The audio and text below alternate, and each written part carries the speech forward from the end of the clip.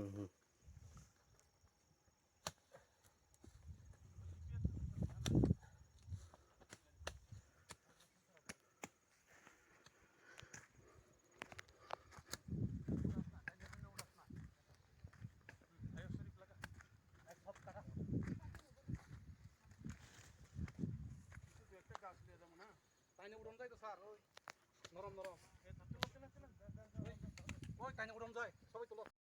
আজকে আমরা এই থানার বিট অফিসার এবং থানার কনস্টেবলের মাধ্যমে এবং থানার এসবি এবং ডিআইবির ইনফরমেশনে যে অবৈধভাবে একটা গাঁজা বাগান গড়ে তোলা হয়েছে এরকম কইয়া একটা খবর পাই রাঙ্গাসরা নামক জায়গার মধ্যে। তো আমরা এই মূলে আমরা এলাকার মধ্যে তল্লাশি চালাই আর দেখছি যে প্রায় 2 কানির মতন হবে গাঁজা বাগান অবৈধভাবে লাগানো হইতেছে খাস জায়গার মধ্যে।